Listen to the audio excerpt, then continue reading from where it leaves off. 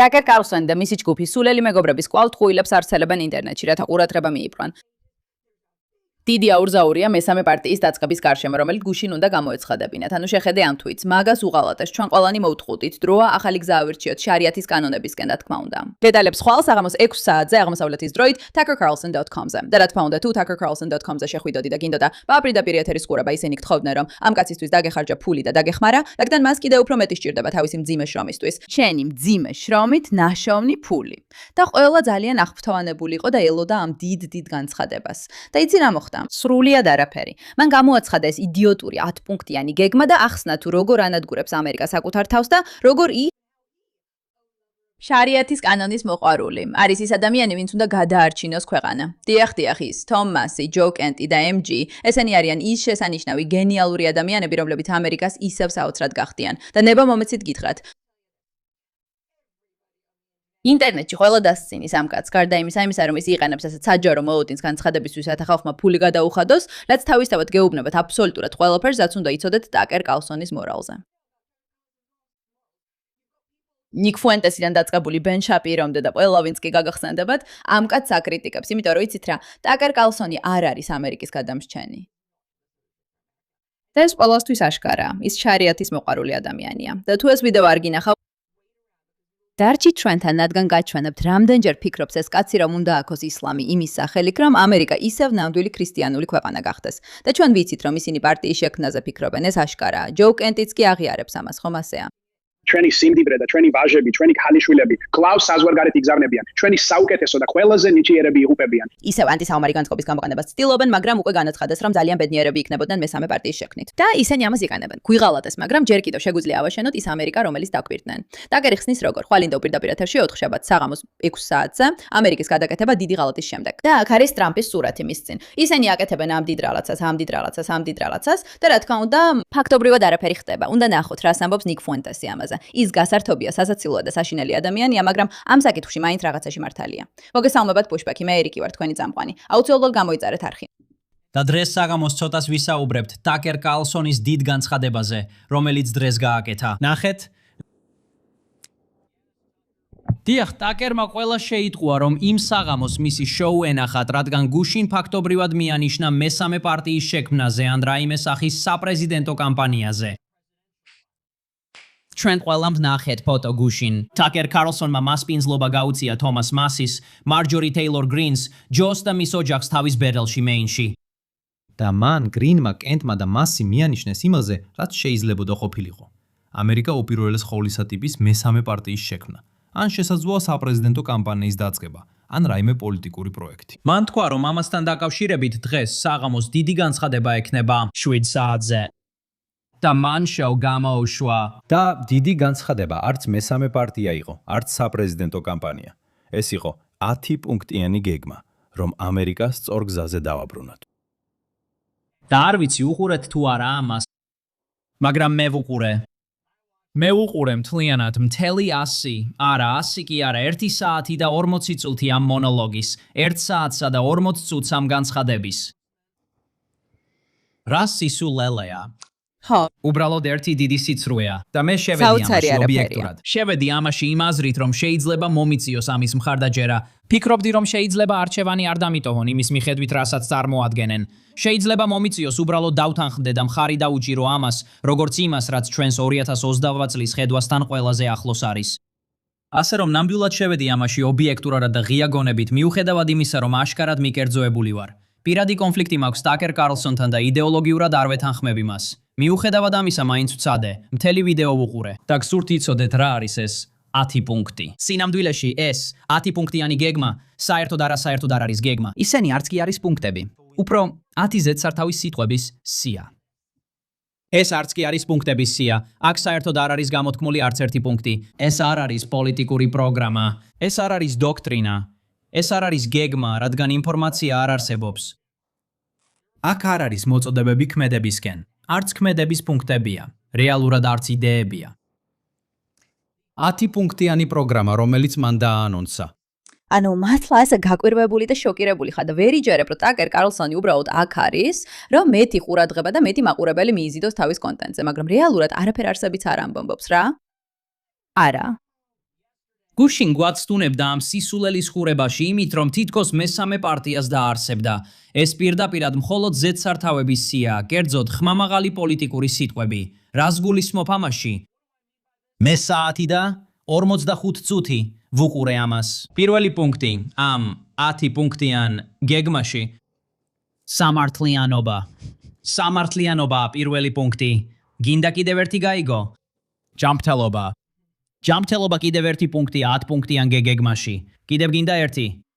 ერთიანობა. ერთიანობა. ეს კარგი პუნქტია. არ არიან ერთიანები. ეს სინამდვილეში უბრალოდ ერთიანობა. ერთიანობა, რა თქმა უნდა, ჯანმრთელობა, ერთიანობა, სამართლიანობა, რა თქმა უნდა. ეს ხო მარტივია გასაკეთებლად. მოდი უბრალოდ გავაკეთოთ ეს. რა თქმა უნდა. ანუ ეს ხო წინასწარ უნდა გეფიქრა. ანუ 10 პუნქტიდან 3 არის 10 პუნქტიანი პროგრამა. ჯანმრთელობა, ერთიანობა, სამართლიანობა, პატიოსნება, სიკველე, სილამაზე, პროდუქტიულობა. მე ამას არ ვიგონებ. ეს ხუმრობა არ არის. ეს არის 10 პუნქტი 10 პუნქტიან გეგმაში. ზუსტად ამიტომ არ გჭირდებათ ამ პირდაპირ ეთერის ყურება, რადგან ეს უბრალოდ სრული სისულელია, როგორც ისინი ავრცელებენ. მაგრამ ბენ შაპიროს აქვს მთელი თეორია თუ რატომ აკეთებს ამას და რა ხდება სინამდვილეში. მოდით მოვისმინოთ, რას ამბობს ის PBD-ზე. მაქვს ტვიტი, რომელიც მათ გამოაქვეყნეს. გონი მარჯორი ტეილორ გრინმა პირველად გამოაკვერნა ფოტო, სადაც ისინი მეინში სახლში არიან.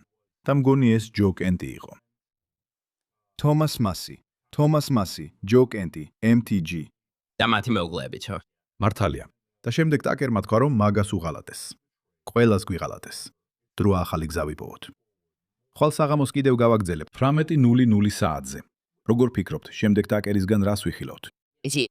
ის პოლიტიკურ ძალიან ნაკლებად სავარაუდოა, რომ ის სრულმასშტაბიან პოლიტიკურ პარტიას შექმნის. Yeah, I mean this we ფიქრობ, რომ ის ნაკლებად სავარაუდოა, რომ ეს საჭიროებს გარკვეულ დროსა და ძალისხმევას, რასაც მე არ ფიქრობ, რომ ტაკერი მზად არის ჩადოს. და მესამე პარტიებს საკმაოდ ნეგატიური ისტორია აქვს ქვეყანაში საარჩევნო წარმატების თვალსაზრისით. ანუ ის ალბათ რაღაცას წამოიწყებს. Is it მარჯვენასთვის ამას DSA lights ეძახიან. და რაღაც შიდა იცი, ეს არის ეგრეთ წოდებული ცხენისნალი მარჯვენა მოძრაობა, რომელიც ცდილობს დაასახელოს თქვათ პრაიმერის კანდიდატები კონკრეტულ ოლქებში და ცდილობს ხმამაღლა გამოხატოს თავი პრაიმერებში. გულისხმობ, რომ ეს ყველაზე გონივრული რამ იქნებოდა მისთვის, ნამდვილად. მაგრამ შენ არ ვიცი ტაკერი ჭკვიანია თუ არა, ასე რომ ნახოთ. არა ისე, თითქოს მისთვის რჩევის მიცემა მინდოდეს. მაგრამ ფიქრობ, რომ რაიმე შანსი არსებობს, რომ ის იყაროს კენჭი. იმიტომ რომ ახლა ამბობენ, რომ JD Vance კომპრომეტირებულია. მე ვფიქრობ, ეს ძალიან. და მე ვფიქრობ, რომ ეს უკიდურესად ნაკლებად სავარაუდოა. ხო, როგორც ჩანს, ამბობენ, რომ იქ წავიდნენ, რათა დაერწმუნებინათ, რომ კენჭი ეყარა, რადგან ფიქრობენ, რომ ეს უნდა ყოფილიყო JD. და ახლა აღარ ენდობიან JD-ს, რადგან ფიქრობენ, რომ JD ირანის ომით და ყველაფრით კომპრომეტირებულია. JD Vance Tucker Carlson-ს ადემ მთელი თავისი ერთგულებისთვის ამას იღებს, ეს მართლაც გასაოცარი იქნებოდა.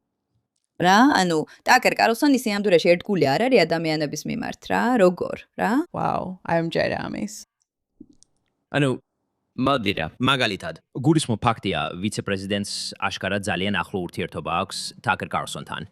იცი, ეს მისი უფლებაა. მისი შვილი ადრე მასთან მუშაობდა. ხო, ასეა. ხო, ბაკლი მის ოფისში მუშაობდა. ვგულისხმობ, ბაკლის წინააღმდეგ არაფერი მაქვს, მსმენია, რომ კარგი ბიჭია. ხო, ესე რომ ეს ურთიერთობა აშკარად საკმაოდ ახლო, ესე რომ ძალიან გამიკვირდება თუ ტაკერი მოტრიალდება და ესე JD-ის ზურგში დანას ჩასცემს. ფიქრობ, ეს უცნაური იქნებოდა. როცა დავიწყეთ ფეხსაცმლის შექმნა, ხომ ასეა? აი ესეა, ეს არის ბენ შაპიროს თეორია ამ ყველაფერზე, რაც დაახლოებით ასე ჟღერს. ნახეთ, ის სინამდვილეში არ ცდილობს პრეზიდენტი გახდეს, დენტი გახდეს, ის ცდილობს თავისი ხედვა გააცნოს, თავისი შეხედულებების სხვადასხვა საკითხზე. ეს არის ძალიან ანტისაომარი, უკიდურესად მემარჯვენე, აბსურდული ადამიანების ჯგუფი, რომლებიც უბრალოდ ანტიამერიკელები არიან არსებითად. კიდევ ერთხელ გახსოვდეთ, მალე შარიათის კანონის ვიდეოს ნახავთ. მას სურს ამ ადამიანებს ხმა მისცეს, ამიტომ ცდილობს რაღაც ახალი წამოიწყოს, რაც რეალურად არც არსებობს. ან მოусმინეთ ჯოს, ან მოусმინეთ რას ამბობს ჯერემი ბორინგი ამაზე. მე ვფიქრობ, ტაკერ კარლსონი არის იმ მცირე ჯგუფის ნაწილი, რომელიც ცდილობს შექმნას ახალი ამერიკული უმრავლესობა, რომელიც დაფუძნებულია მემარცხენე ეკონომიკურ პოპულიზმსა და მემარჯვენე სოციალურ პოპულიზმზე. ტაკერი ცდილობს შექმნას ახალი ამერიკული უმრავლესობა. მემარცხენე ეკონომიკური პოპულიზმისა და მემარჯვენე სოციალური პოპულიზმის საფუძველზე. ის ამბობს, რომ მისი საყვარელი დემოკრატები არიან ელიზაბეთ უორენი და ბერნი სანდერსი. ტაკერი აშკარად ჩართულია პოლიტიკურ პროექტში. ტრადიციული ამერიკული კონსერვატიული კოალიცია ხელს უშლის ამ ახალ უმრავლესობას, რომელსაც ისინი ქმნიან. თუ ელიზაბეთ უორენი უბრალოდ იქნებოდა ერთსქესიანთა ქორწინებისა და აბორტის წინააღმდეგ, ის იქნებოდა ტაკერ კარლსონის საოცნებო საპრეზიდენტო კანდიდატი. მე ვფიქრობ, რომ ტაკერი ცდილობს შექმნას ახალი პოლიტიკური კოალიცია ამერიკაში. ეს რაღაცით გავს ევროპულ მე-20 საუკუნის შუა პერიოდის ევროპულ მემარჯვენე სოციალისტურ მოძრაობას. ის ძირითადად როგორც მედიის ექსპერტი აკვირდება და ამბობს, რა აიძულებს ხალხს მოусმინოს, რა აიძულებს ხალხს მისცეს ხმა. სოციალისტური იდეები, რადგან ეს ძალიან სასიამოვნო ჟღერს, თავისუფლება და ერთიანობა, სიაფე, სიბრაზა და სიძულვილი და რატომ არ უნდა შევაერთოთ ეს ორი რამ. და ამასაც სალამატოთ, რომ შარიათის კანონი ძალიან გვიყვარს და აი გვაქვს სამეული. ამერიკის სამი ყველაზე ცუდი და სულელი ჯგუფი, რომლებიც აუცილებლად წავლენ და მისცემენ ხმას, რადგან ისინი დაიჯერებენ ნებისმიერ სულელურ რამეს, რასაც უიტყვი. ყავს გიჟი მემარცხენეები, ყავს გიჟი მემარჯვენეები და ყავს ისლამისტები. მოდით უბრალოდ ყველა ერთად შევკრიბოთ და ასე სრულყოფილია. მივიღებთ თელ ყურადღებას, მივიღებთ ყველა ნახვას და თუ კი არჩევნებში არ გავიმარჯვებთ, მაინც გავაგრძელებთ ფულის კეთებას. ბიჭებო, ეს სინამდვილეში საკმაოდ გენიალური სტრატეგია. მან იპოვა ყველა დაბალი ინტელექტის მქონე ადამიანი. 1, 2, 3 და პირდაპირ მათ ესაუბრება. გულისხმობ მისი შარიათის კანონის სიყვარულის ვიდეო ყოველთვის გულისრევას მგრის, როცა ამას უყურებ. ეს არის Milk Bar TV-დან. ნახეთ მისი მასალებით. შარიათის კანონი ცუდია, სეთ. არ ვიცი თუ ხსმენი ამის შესახებ. ეს ცუდია. ეს უარესია, ვიდრე ნიუ-იორკსა და დეტროიტში რაც ხდება. უბრალოდ ცუდია. არ ვიცი რატომ. და უბრალოდ თითქოს წლების ტვინის გამორეცხვაა. უბრალოდ მოგზაურობა ძალიან მიყვარს და ამიტომ ხედავ ამას. არც ერთი დასავლური ქალაქი არ ყვავის და ისინი ყველა ზუსტად ერთნაირად ინგრევა. მე არ ვარ მუსლიმი, შარიათის კანონის მომხრე არ ვარ, მაგრამ რასთან შედარებით? ბალტიმორთან შედარებით. ხომ გესმით? გაჩუმდი. იმიტომ რომ მე მოგზაურობ დასავლეთის სამყაროს, თეთრი სამყაროს გარეთ. უბრალოდ გულწრფელად ვამბობ, თეთრ სამყაროს გულისხმობ. ახლო აღმოსავლეთში ხშირად მოგზაურობ. ეს საოცარია. თუ ამას მნიშვნელობა აქვს, საკმაოდ მორწმუნე ქრისტიანი ვარ. ვარ და თავს სრულიად კომფორტულად გზნობ აქ, ისლამის გულში.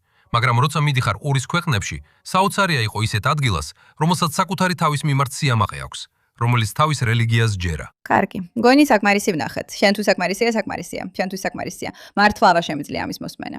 ნახე, ეს საკმაოდ მარტივია. ეს არის ტაკერ კარლსონის გეგმა. ის რეალურად არ აპირებს პარტიის შექმნას. ეს აქ თავარი არ არის. ტაკერ კარლსონი ცდილობს იპოვოს სამი განსხვავებული დაბალი ინტელექტის მქონე ჯგუფი. ფიქრობს როგორც მედია მაგნატი და ამბობს, ვინ არიან ის ადამიანები, რომლებიც იმდენად სულელები არიან, რომ მართლაც ჯერათ თითქოს სოციალიზმი საოცარია. და კი, ჩვენ გვიყვარს შარიათის კანონი და მოდი სულ გაბრაზაგულები ვიყოთ. მას ყავს უკიდურესი მემარცხენეები, უკიდურესი მემარჯვენეები და მუსლიმები, რომლებიც დიდი რაოდენობით მოდიან და იმიგრანტები. და ის მედია სტრატეგიით ფიქრობს. ის ამბობს, რას გავაკეთებთ, რომ ეს ადამიანები გავაღიზიანოთ, გავაბრაზოთ, გამოვიყვანოთ, მივიყვანოთ არჩევნებზე, ვუხურებინოთ და ვათვალიერებინოთ, რომ მე კიდევ უფრო ცნობილი გავხდე, ვიდრე ეხლა ვარ. სინამდვილეში ეს საკმაოდ გენიალური სვლაა. და სწორედ ამიტომ მისი 10 პუნქტიანი გეგმა სავსე აბსოლუტური სისულელეებით და არაფრით კონკრეტულით.